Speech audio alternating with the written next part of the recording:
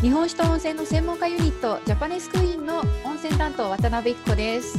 はい、ジャパネスクイーンの日本酒担当磯野香織です。この番組はジャパネスクイーンがお届けする地域を知る日本酒と温泉ミニ講座です。私たちジャパネスクイーンが日々全国各地を取材する中で得た日本文化としての日本酒や温泉の魅力をその地域ならではの特徴と合わせてご紹介していきます。では今日のテーマ、香織さんお願いします。はい、今日はですね、テーマ深谷市にスポットを当ててお送りしたいと思います。埼玉県深谷市にある酒造の滝沢酒造の本日蔵元で杜氏でいらっしゃいます滝沢秀幸社長をゲストにお招きしています。滝沢社長、こんばんは。こんばんは。今日はよろしくお願いします。よろしくお願いいたします。さあ、では滝沢さんと一緒に今日は深谷市の日本酒と温泉というテーマで進めてまいります。はい、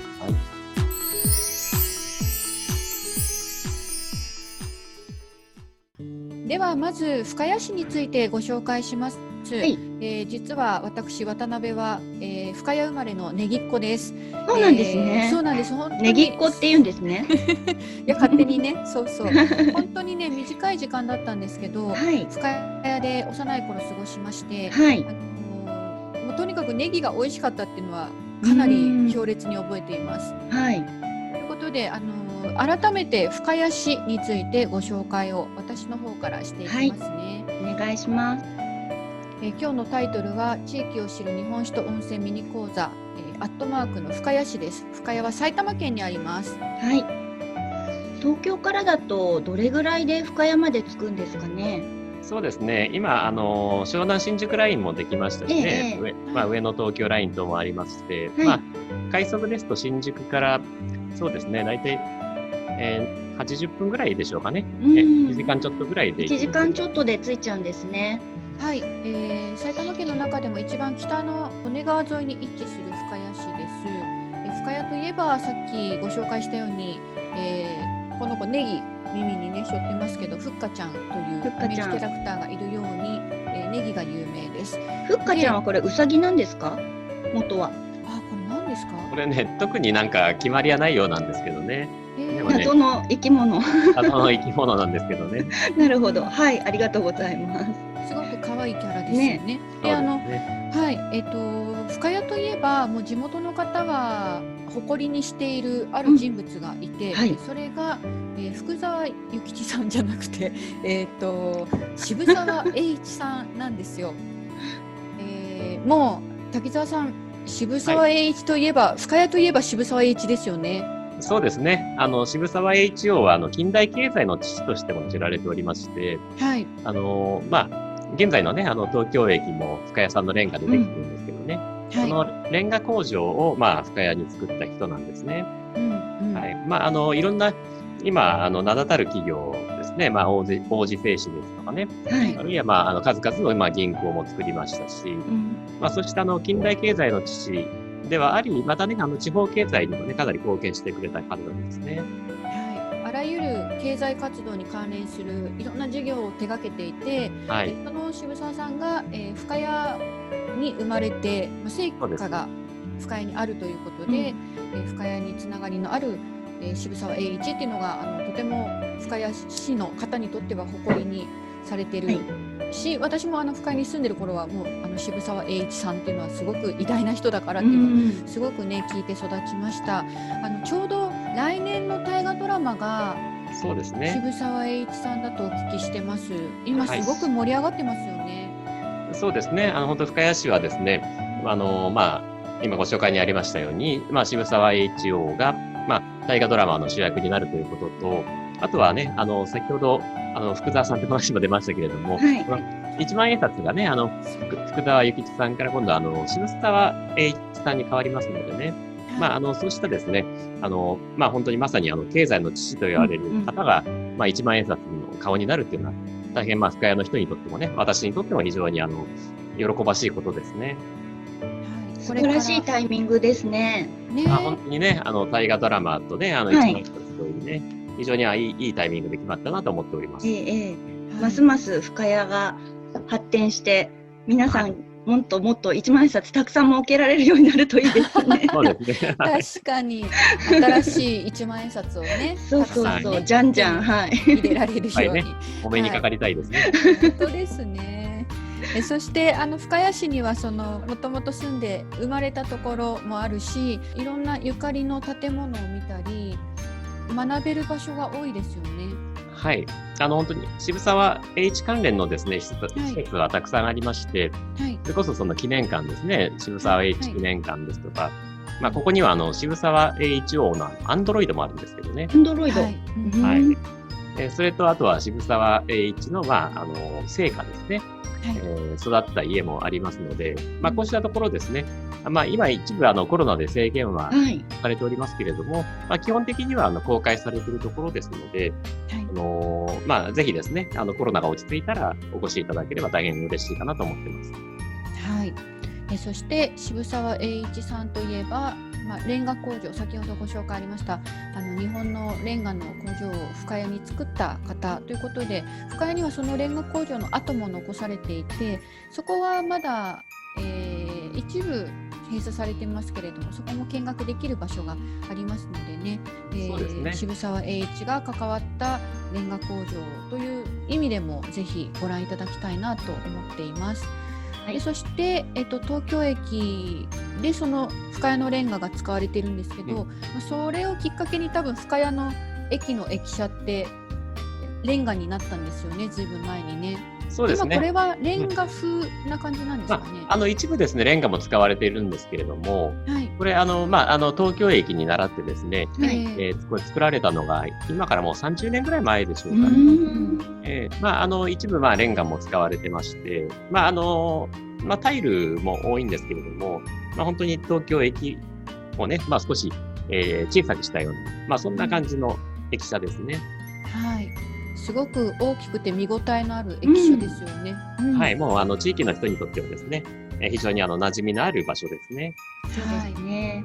深谷にはそういう、いろいろな見どころもあるということも踏まえた上で、温泉もあります。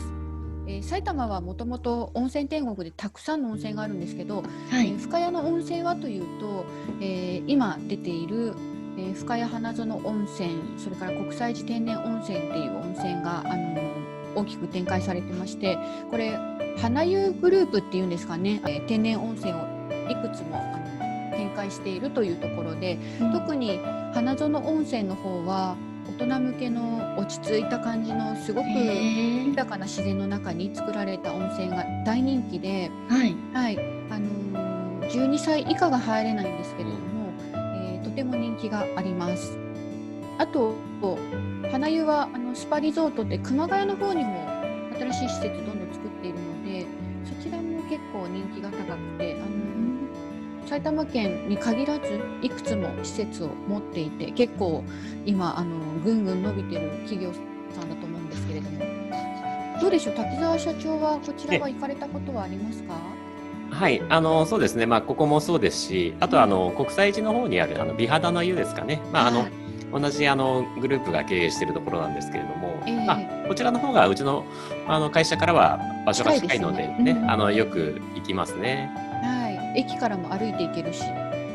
深谷駅から？はい、駅から歩いて行けます。便利なところにもあります。いいですね。じゃあお風呂入って、ちょっと間を置いてからですけど、美味しい鍋におネギたくさん入ったお鍋を食べてね、お酒を飲むっていう最高なコースが思いつきますね。そうですね。できたらいいですね。ね、ぜひぜひ、はい。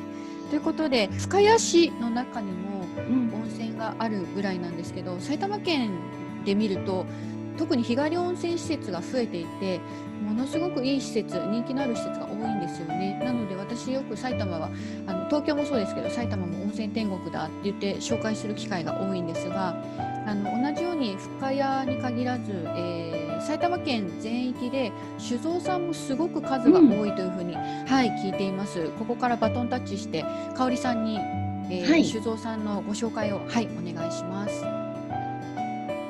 埼玉県っていうと皆さん日本酒の酒蔵があるっていうのはねご存知だと思うんですけど、とてもたくさんあるっていうイメージまではもしかしたらない方もいらっしゃるんじゃないかなって思うんですが、実は埼玉には現在35蔵も日本酒のメーカーさんがあるんですね。深谷市の中にも3つの酒蔵さんがあるということで、その中で今日は滝沢酒造さんの、ね、滝沢社長にお話を伺っているんですけれども、まず滝沢社長、埼玉のお酒っていうと、どのように紹介しますか？埼玉県のお酒。はい、生産量なんですけれども、はい、意外と知られてないんですけれども、全国第4位の生産量を持ってます。すごい。まあ、数もね35社あるっていうのもそうなんですけれども、まあ、その中に、1社かなり大きなメーカーさんがあるので、そのメーカーさんの数字が引っ張ってるっていう部分はあるんですけれども、ただねそれでも、全国有数の実は酒どころなんですね。主にその仕込みのお水なんですけれども、埼玉県には荒川と利根川が流れてまして、主に荒川水系の水を使っているところと、利根川水系の水を使っているところがあるんですけれども、多くは荒川水系の水が多いですね。ちょうど秩父の方を源流としまして、そこからどんどん北の方に行って、深谷も近く通りながらまた東京の方に下っていくっていうような、そういう川なんですけれども、この荒川に沿って酒蔵っていうのは結構多いんですよね。じゃあお水も豊富で、そうですね、非常にお米も取れますよね。お米も生産量が多くてですね、代表的なお米、酒米でしたら、酒武蔵というお米があるんですけれども、この酒米を使って結構県内のどの蔵もね、多くの蔵がこの酒武蔵を使ってお酒を作ってますね。お水、お米っていうね、日本酒の原料が豊富に潤沢に取れる地域って、また東京からもアクセスがいいっていうことで、たくさんの酒造メーカーが多くの量のお酒を作っている。こういう魅力をね、今日はぜひぜひ伝えていきたいと思うんですが、滝沢酒造のお酒も荒川の荒川がですね、近く通っておりますので、その荒川の伏流水を使ったお水でお酒を仕込んでますね。水質としてはですね、結構硬水ですね。ちょうど秩父の方はカルシウムを多く含んだ土地なんですね。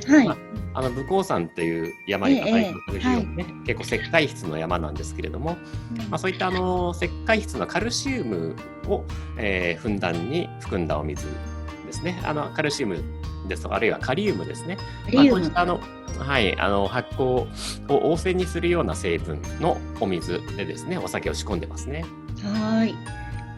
この煙突、私も今日背景にこちらの煙突を使わせていただいてるんですけれど、これが、ね、滝沢酒造のシンボルともいえるレンガの煙突ですね、社長。そうです。これもですね、先ほど少し紹介しましたけれども、渋沢栄一郎が作ったレンガ工場の窯で焼かれたレンガで作ってるんですね。で、今から80年ほど前に作られまして、高さがですね、23メートルあります。かなり巨大な煙突。蔵に実際に行くとそびえ立って迫力がありますよね。そうですね。で、この写真でご覧になってお分かりの通りですね、ただの煙突ではなくて、ちょっと少し凝った煙突っていうんでしょうかね。なんか上の方は少し帽子をかぶったような煙突になってますし、でその菊泉というね、その下にはですね、ちょっとアーチを描いたような、おしゃれですよね。おしゃれな模様もある煙突ですね。これが80年前ということなんですが、創業はいつになるんでしょうか？創業はですね、今から約160年前の、1863年なんですね。1863年に創業、この地でになりますか？創業したのはですね、深谷から離れた、少し離れたところにある小川町というところなんですね。でここで創業したんですけれども、明治期にですね、火事に遭ってしまって、酒蔵を焼失してしまったんですね。でそれで、深谷に引っ越してきたんですけれども、その時に、深谷でもともと酒蔵を営んでたところがありまして、でそこでそこが廃業した後にですね、滝沢家の先祖がその蔵を買い取ったらしいですね。ですので、この煙突はですね、引っ越してきた時にはまだ建ってなかったんですけれども、はい。引っ越してきてですね、蔵を少しずつ広げていった中で、この煙突を作ったというふうに聞いております。なるほど、なるほど。これは今は煙突としては稼働はしていないけれども、シンボルとして残していらっしゃるって伺いました。はい。そうですね。はい。使ってたのはですね、おそらく昭和30年代頃まで石炭を燃料として使ってたようなんですけれども、はい、今はですね、磯野さんおっしゃるように、本当に蔵のシンボルみたいなね、ランドマークとしてですね、非常に観光客の方もこの煙突目当てにいらっしゃる方もたくさんおりますね。はい。ありがとうございます。空にね、そびえてね、本当にかっこいいですよね。かっこいいんですよね。で、レンガなのがこの煙突だけではなくて、ね、今この販売所ですね、の床もレンガ。これあんまりないんじゃないでしょうかね、全国の酒蔵でも。ね、珍しいですよね。はい。非常にふんだんに使ってますね。そしてここが麹室というね、蒸したお米に麹菌をこう食い込ませて良い麹を作るためのお部屋なんですが、ここもレンガ作りなんですよね。そうですね。はい。それが外壁レンガでできてまして、で、この麹室、ちょうど今も酒造りしておりますけれども、この麹室の中はだいたい温度30度から35度ぐらいに保つんですね。で、レンガというのは非常に保温効果が優れておりますので、中のね、温度、温度もそうですし、湿度が一定になるんですね。非常に安定した麹を作ることができます。保湿の効果もあるっていうことですか？そうです。はい。温度と湿度が一定になりますね。これもやっぱり80年前から。これもですね、そうですね、だいたい約80年前から、使ってますね。今でも現役で使っております。このね、外観、可愛らしさを求めたわけではないとは思うんですけれども、やっぱりね、行ってみるとすごく雰囲気があってノスタルジックで素敵ですよね。ありがとうございます。この今この画面のこの中で作られている麹作りの麹というのはですね、お酒作りにおいてはかなり重要なポイントなんですね。他の蔵の人もよくおっしゃいますけれども、大体お酒の品質の8割を決めるのは麹だというふうに言われてるんですね。ですので、この中で安定したものができるというのは蔵にとっては大きな強みとなりますね。他の蔵もいいなって真似するようなところはないんですか？そんなにレンガがいいんだったらうちもってブームになったりはしなかったんでしょうか？今はですね、どんどん科学技術も進歩してますので、こういったレンガみたいなごつい建物でなくても、中の保温するような素材っていうのはたくさんあるんですね。ですので機能だけを考えればですね、今の素材でも十分対応できるかなと思うんですけれども、なかなかねレンガが優れてるからといってこれレンガの麹からものすごいコストがかかってしまいますね。なるほど。ですので、うちもね今またもう一個この麹室をレンガで作ろうと思ったらとても多分できないと思うんですけど、そうなんですか。やはりですねもうこの当時できたものっていうのはですね、本当大事に今も使っておりますね。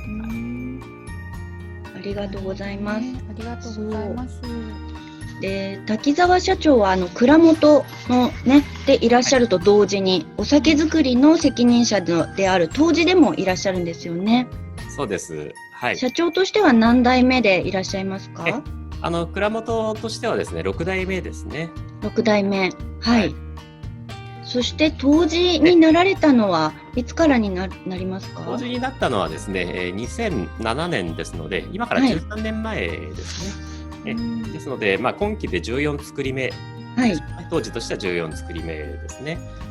で、実際酒造りしているのはですね、もう20年以上にはなるんですけれども、まだまだね、でも、20年とはいえですね、そのベテランの杜氏さんに比べれば、まだまだ未熟の方かなって思ってですね、今でも、本当に初心者のつもりで酒造りをしておりますね。でもなんか本当は酒造りはあんまり継ごうと思っていなかったみたいな噂を聞いたんですけど、それは本当ですか？それはね、本当です。そうなんですね。それはですね、なぜかというと、やっぱり、子供の時にですね、お酒っていうのは全く縁がないものですからね。ですので、やはり大人がね、お酒を飲んで酔っ払うっていう行為が少しちょっと怖かったりもしましたし、または私が子供の頃は出稼ぎの、蔵人さん、杜氏さんっていうのが酒を作ってましたので、そうした人たちはね、今でもそうなんですけれども、やはり朝早くから働いて、夜遅くまで仕事をしてる姿っていうのがすごい大変そうだったので、正直申し上げてやりたくはなかったですね。でもね、私の同年代の方はね、結構みんな見てる漫画でですね、夏子の酒っていう漫画があるんですね。でその夏子の酒のやりましたよね。ドラマにもなりましたし、私はドラマも見ましたけど、実際漫画を見てですね、そこに書かれてる光景っていうのが非常に自分が子供の頃に見た光景と、本当に何て言うんでしょうかね、同一に近いようなものであったので、そこですごい親近感を覚えてですね、酒造りやってみようっていうスイッチが入りましたね。よかった、夏子の酒ありがとうって感じですね。そうですね、本当にいいきっかけになりましたね。はい。でもそうやって外の方から見た描かれ方で、そもそも自分が見てきた良さに改めて気づくってやっぱありますよね。中にいると気づかないことってきっといっぱいあると思うんですよね。いや本当そうですね。で確かにさっきのレンガの建物もそうなんですけれども、自分にとってはね、もう本当に昔からあるものなので、当たり前なんですけれどもね、ただ先ほど申し上げましたけどね、なかなか今レンガの建物を作るって言ってもね、ないです、コスト的にも技術的にも難しいでしょうしね。なるほど、高いんですね。そうですね。でやはり耐震上の問題っていうのがね、今の基準で考えると、なるほど、そういった問題もありますね。そうですね。多分とても、今作ろうと思うと相当難しいんじゃないでしょうかね。では、実際に滝沢酒造さんのお酒についてもそうですね、聞きたいなと思います。まず滝沢酒造さんのメインブランド菊泉という、ブランドなんですが、滝沢酒造の菊泉というとどういうお酒ですかって聞かれたらいつもどのようにお答えになってますか？一般的な菊泉というとですね、一言で言うと、名脇役、っていうふうに思っておりまして、ちょっと名がつくかどうかというのはね、それは人によるとは思うんですけれども、ご謙遜を。やはりお酒というのはですね、どちらかというと脇役的なものかなとは思うんですね。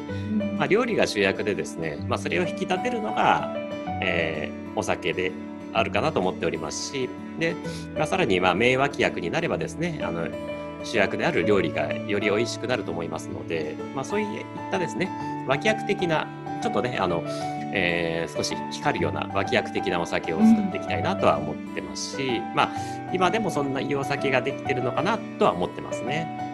とても綺麗で上品なお酒っていう印象がとても私としては強いんですけれど、ありがとうございます。これはやっぱりお水の良さと、あとはこう手作りの丁寧な作り方がね、一言でなかなか言い表せないですけれど、どのタイプのお酒を飲んでもこの上品さが際立っているなってとてもいつも感じます。ありがとうございます。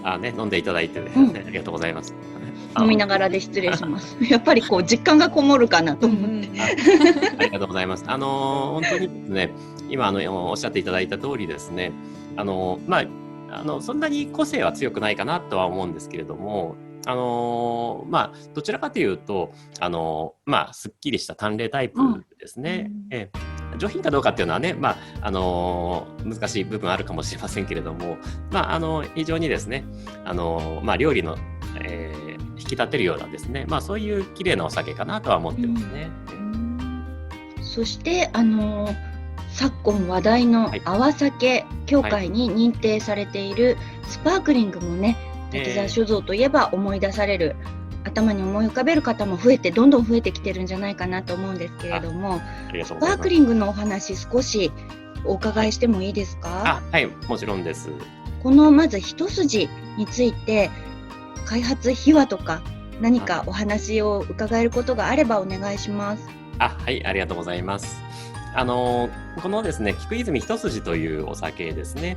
これ一言で言うとですね、シャンパン、ここに書いてある通りなんですけどね、シャンパン製法を応用したですね、瓶内二次発酵による透明なお酒ということなんですけれども、そもそもスパークリングというお酒はですね、大きく分けて、天然発酵なのか、あるいは人工的なガスを充填したものかに分かれるんですね。はい。で、その天然発酵のものでも、その多くはですね、濁ってるものが多いんですね。で、この一筋というのはですね、その、濁った部分、織とも言いますけれども、その、織を取り除いて透明にしたお酒なんですね。で、その、織を除去する際に、伝統的なスパークリングワイン、いわゆる、シャンパーニュですね。はい。このシャンパーニュ製法を元にして作ったお酒なんですね。で、もともとはこれを開発する前はですね、その天然発酵の、濁ったスパークリングからスタートしたんですけれども、はい。その時にですね、培った技術で、織を除去することがですね、できたわけなんですけれども、ただ、今はね、おかげさまで無事発売できましたけれども、なかなか発売するまではですね、苦労も多くて、特にその二次発酵というのがですね、天然発酵による、発酵形式なので、非常に安定しないことが多かったんですね。それをちょっとね、試行錯誤しながらですね、何度か繰り返し、こじ込みといって実験的なことも行ってですね、で、足掛けは8年かけて開発したお酒。8年。すごい。それまでには何回も何回も試作を重ねられたわけですね。そうですね。で、この一筋を出す前にですね、発売したその彩の淡雪というですね、うっすら濁っているもの、そうですね。スパークリングですよね。で、そこでかなり失敗が実は多くてですね、発売した後にもその、ガス圧が安定しないというクレームをですね、何回もいただいて、吹きこぼれですとかね、あるいはもう移動中にもうバーンとそうですね、瓶が、割れたりはしなかったんですけどね、キャップから漏れたりだとかっていうのを、そういったクレームがありまして、ただその時にですね、どういう状況でガス圧が高くなったかっていうのを検証していく中で、その今でも完璧には把握はできてはいないんですけれども、ある程度、その温度の条件ですとか、あるいはその中の織の状態ですとかね、そういったいろんな条件が分かってきて、それがノウハウにつながってきた部分はあるんですね。なるほど。苦労の賜物、この一筋はやっぱり、泡が一筋ずーっと上がってくるような、そんなイメージのネーミングですか？おっしゃる通り、そうですね。グラスに注いだ時にですね、綺麗な一筋の泡が上がってくるんですね。そうした見た目を楽しんでもらうということと、あとは酒造り一筋というですね、そういった両方ですね。両方の思いがあって、一筋というようなネーミングにしたんですね。で、今出ているの、画像に出ているのは、これは一筋の特別なラベルの商品ですね。そうですね、国際ラベル。このイラストといえば誰もが日本人、見たこと1回はあると思うんですが、有名な葛飾北斎さんの。そうですね、富岳36景ですね。これですね、泡酒協会というですね、先ほどの、シャンパーニュ製法で作った、透明なスパークリングのお酒を作る協会がですね、もう発足して今4年経ってるんですけれども、その泡酒協会で、シリーズ化したものなんですね。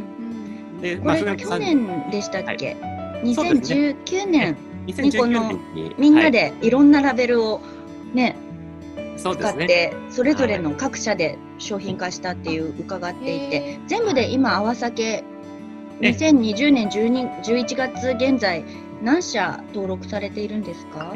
今ですね、25社の、蔵に加盟してもらってますね。で、そのうちまだ商品化できてない蔵もあるんですけれども、一部商品化できたものはですね、こうした北斎シリーズとしてですね、ラベルを変えて発売してるんですね。北斎シリーズコンプリートしたらすごいですね。いやー、すごいですよね。こうね、いろんな種類のね、それこそ、富岳36景でもまだ、36種類はありませんけれども、ただね、10種類以上は、こういった北斎のラベルがありますからね、ぜひコンプリートしていただきたいですね。並べてね、大人買いしてみたいものですね。いやー、本当そうですね。買っていただきたいですね。みんな渋沢さんを使ってどんどん買える時が来るといいですね。はい。もう本当にこのしぶきが上がっている絵がまさにスパークリング泡酒のイメージとぴったりで、本当にいい絵を選ばれたなと、そこもまたそうですね。素晴らしいですね。はい、各蔵でどの絵にするかっていうようなですね、そういった話し合いもあったんですけれども、本当運よくですね、最後は話し合いなんですけれども、私がちょっとこのラベルに決めさせていただいて、鶴の一声っていうやつですかね。ちょっと譲らずにですね、決まったわけなんですけどね。非常にラッキーな部分もありましたね。でもやっぱりね、目に入ってくるこのラベルのかっこよさってやっぱりいいですね。そうですね。本当にやっぱりこう見るとやっぱり北斎の絵っていうのはなんかすごい迫力もあって、迫力がこっち側にね波が降りかかってくるようなね。そうですよね。なんか今にもね、なんか水を浴びそうなね、そんな絵ですよね。でこちらの北斎ラベルのお酒は、滝沢酒造さんの売店以外ではあまり買うことができないって伺ったんですけれども。はい。そうなんですよね。これですね、別に販売制限してるわけではないんですけれども、当社の売店以外だとほとんど扱いがないと思いますね。もちろんね。今回なんと、ジャパネスクイーンのオンラインショップウェブサイトからですね、ショップというタブをクリックしていただくと、ウェブオンラインショップに飛んでいただけるんですけど、そこで期間限定、本数限定で扱わせていただけるということになりました。無理を言いまして。でもしかしたら滝沢社長のサインも入ってるかもしれない。どうでしょう。今初めて交渉してるんですけど、この場でご注文いただいた方にはですね、ご希望の方がいらっしゃいましたら、ラベルでも瓶でも箱でもどこでも書きますので、サイン入り。すごい。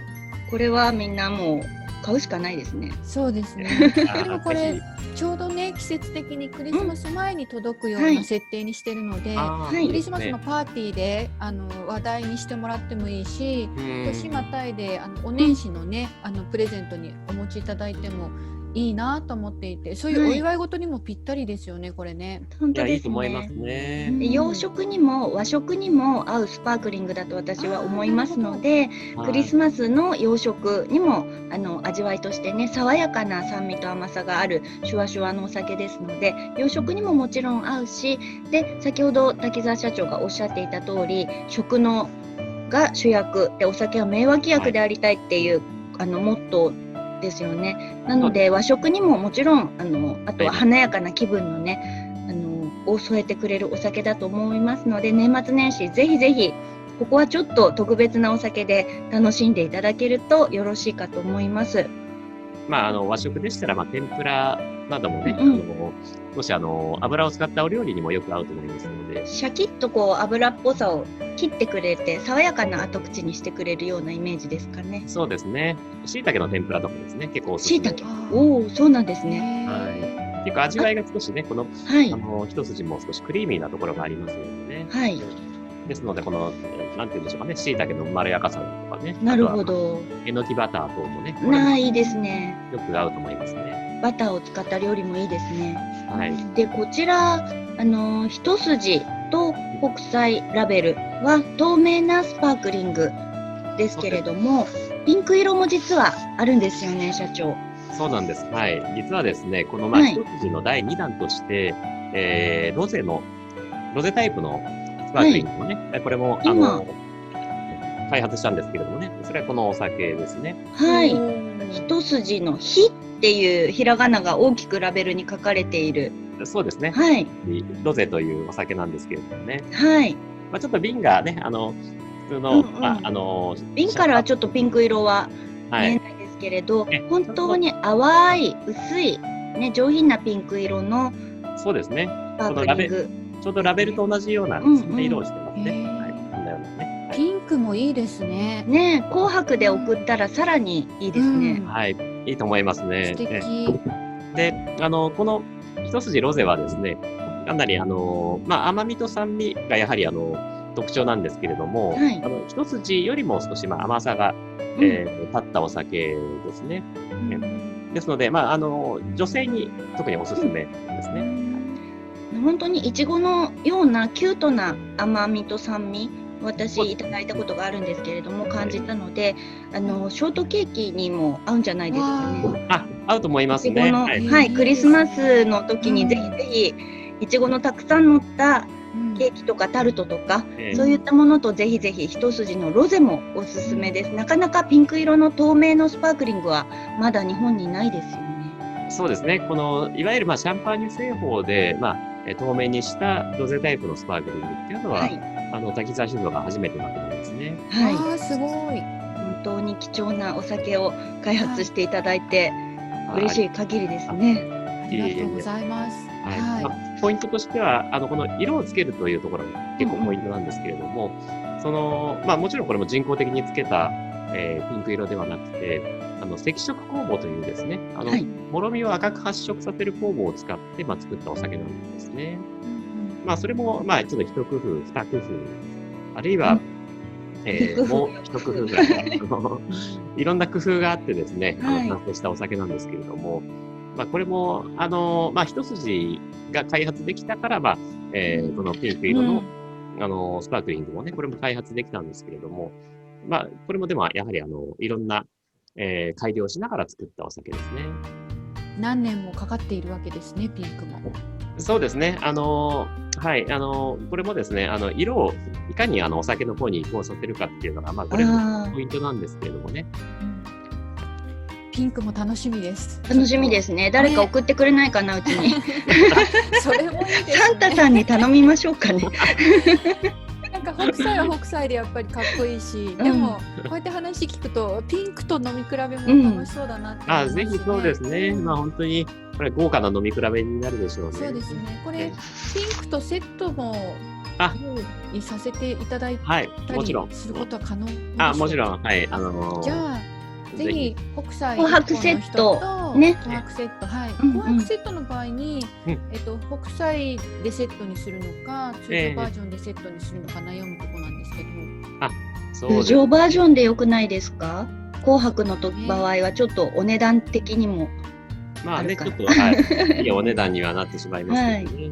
なるほど。じゃあ、北斎バージョンで1本の人と、あと紅白バージョンは通常タイプの一筋の、白とロゼと、はい。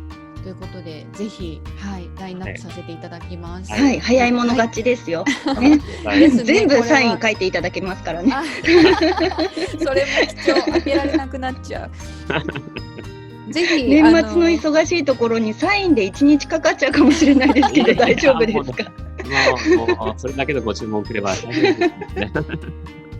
ありがとうございます。はい、ぜひ詳しくは、ジャパネスクイーンウェブサイトのショップタブからスペシャルセレクトのページ、ご覧いただいて、お申し込みも期間がもうすぐ終わっちゃいますのでよろしくお願いします。急いでください。はい。さて、日本各地の日本酒と温泉の魅力を専門家視点でお届けするジャパネスクイーンの地域を知る日本酒と温泉ミニ講座です。今日は深谷市をテーマにお届けしてまいりました。滝沢さん、今日のご出演ありがとうございます。ありがとうございます。ありがとうございます。いかがでしたでしょうか？本当に楽しかったですね。今もね、こうやってオンラインのイベントって、やはり時節柄ね、行われますけどね、この温泉と絡めた、まだね、酒蔵っていうのもね、非常に面白いと思いますしね。で、また今ちょうどね、お酒作りしてますけれども、新酒がですね、はい、12月上旬くらいにはできるので、瓶詰めして、12月、そうですね、中旬ぐらいにはね、製品化になると思いますので、こちらは滝沢酒造の売店ですとか、あるいは道の駅岡部花園等でもですね、発売する予定なので、ぜひですね、お近くにいらっしゃった際には、お立ち寄りいただければと思います。飲酒もまた楽しみですね。はい、またね、違った味わいが楽しみですね。まだまだお話していただく時間が足りなかったなって今日思うぐらいあっという間に時間が過ぎてしまって、またぜひ機会を作ってお話をお伺いできたらとても嬉しく思います。そして私たちと一緒にね、状況が落ち着いたらぜひ、さっき冒頭でもお伝えした通り、とても東京からアクセスが良い、そして駅から歩いても行ける酒蔵さんでありますので、状況がいろいろ今混沌としていますけれども、落ち着いた際にはぜひみんなで訪れて滝沢酒造で見学もさせていただけたらいいなって思っております。その際にはまたよろしくお願いします。ぜひその際にはですね、皆様お待ちしておりますので、お越しいただければと思います。はい。本日のゲスト、社長でいらっしゃり、杜氏でいらっしゃる滝沢さんにお越しいただきました。どうもありがとうございました。ありがとうございました。ジャパネスクイーンの地域を知る日本酒と温泉ミニ講座。この時間のお相手は日本酒と温泉の専門家ユニットジャパネスクイーンの、私は温泉担当の渡辺一子でした。そして、日本酒担当の磯野香織でした。またこのページでお会いしましょう。ありがとうございました。ありがとうございました。